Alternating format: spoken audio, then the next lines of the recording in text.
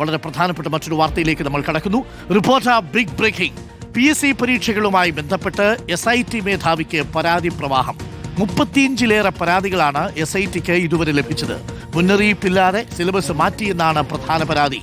കൂടുതൽ പരീക്ഷകളിലെ ക്രമക്കേടുകൾ SIT അന്വേഷിക്കും. ശനിയാഴ്ച പ്രാഥമിക റിപ്പോർട്ട് DGPക്ക് കൈമാറും. റോഷി പാലുണ്ട് കൂടുതൽ വിവരങ്ങളുമായി.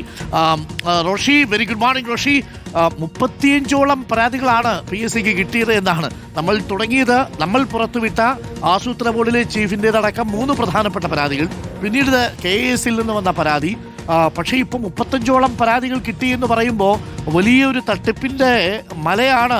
മഞ്ഞുമലയുടെ ഒരു അറ്റം മാത്രമേ പുറത്തു വന്നിട്ടുള്ളൂ എന്നുള്ളതാണോ നമ്മൾ വിശ്വസിക്കേണ്ടത്? എന്തായാലും ഈ കേസുകളിലെല്ലാം, കിട്ടിയ പരാതികളിലെല്ലാം അന്വേഷണം നടക്കുമെന്ന് ഏറെക്കുറെ ഉറപ്പായോ Roshi? Good morning.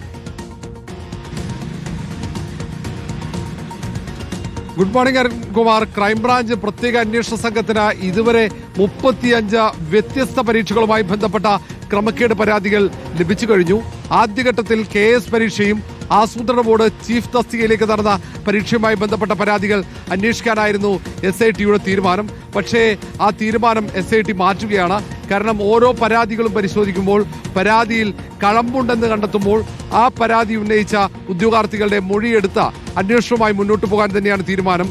Crime branch IG Ajitha ബിഗത്തിന്റെ നേതൃത്വത്തിലുള്ള സംഘമാണ് അന്വേഷണം നടത്തുന്നത്. Economics and statistics research officer തസ്തികയിലെ പരീക്ഷയുമായി ബന്ധപ്പെട്ട ക്രമക്കേട് പരാതി ഉയർത്തിയ ഉദ്യോഗാർത്ഥികളുടെ മൊഴി നാളെ രേഖപ്പെടുത്തുന്നുണ്ട്. ആ പരീക്ഷയുമായി ബന്ധപ്പെട്ട് ഉയർന്ന ആരോപണങ്ങൾ കൂടി അന്വേഷിക്കാൻ ക്രൈംബ്രാഞ്ചിന്റെ പ്രത്യേക സംഘം തീരുമാനിച്ചിട്ടുണ്ട്.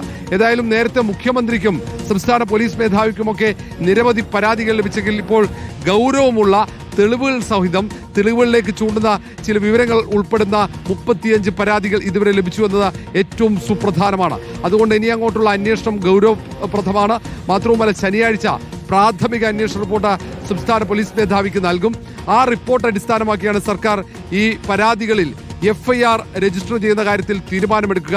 ഏതാണ്ട് 2020-25 കാലഘട്ടത്തിലാണ് ഏറ്റവും കൂടുതൽ പരീക്ഷാ ക്രമക്കേടുകൾ നടന്നത് എന്ന ഒരു പ്രാഥമിക കണ്ടെത്തൽ അന്വേഷണ സംഘത്തിന്റെ ഭാഗത്തുണ്ടായിരുന്നു. മാത്രവുമല്ല, ഇതിൽ ശാസ്ത്രീയ പരിശോധന അനിവാര്യമാണെന്ന വിലയിരുത്തലാണ്. അതുകൊണ്ടാണ് പുറത്തുനിന്നുള്ള IT വിദഗ്ധന്മാരുടെ സഹായം തേടിയത്. ഇന്നലെ PSC ആസ്ഥാനത്ത് നടന്ന പരിശോധനയിൽ IT വിദഗ്ധന്മാരുടെ സഹായം ഉണ്ടായിരുന്നു. കാരണം പരീക്ഷാ വിഭാഗത്തിലെ കമ്പ്യൂട്ടറുകളിലാണ് പരിശോധന നടന്നത്. അവിടെയുള്ള സോഫ്റ്റ്വെയറുകൾ വിശദമായി പരിശോധിച്ചിട്ടുണ്ട്. അതിലടക്കം നടന്ന ക്രമക്കേടുകൾ സംബന്ധിച്ച ആക്ഷേപങ്ങളാണ് ഗൗരവത്തോടെ പരിശോധിച്ച് മുന്നോട്ട് പോകാൻ PSC അന്വേഷിക്കുന്ന SIT സംഘം തീരുമാനിച്ചിരിക്കുന്നത്. Okay, thank you.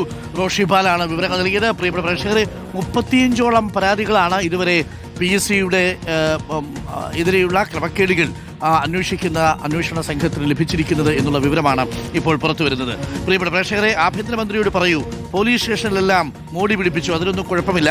പക്ഷേ ഇലക്ഷൻ ഡ്യൂട്ടിക്ക് പോലീസിന് വേണ്ടി ഓടിയ വാടക ഇതുവരെ കിട്ടാത്ത എത്രയോ വാഹന വണ്ടിക്കാരുണ്ട് എന്ന് അലിക്കുട്ടി പറയുന്നു. അതിൽ ആഭ്യന്തര വകുപ്പ് മന്ത്രി രമേശ് ചെന്നിത്തല അല്ലല്ലോ. ഇപ്പോൾ തെരഞ്ഞെടുപ്പ് നടത്തിയത് ഇലക്ട്രൽ ഓഫീസറല്ലേ.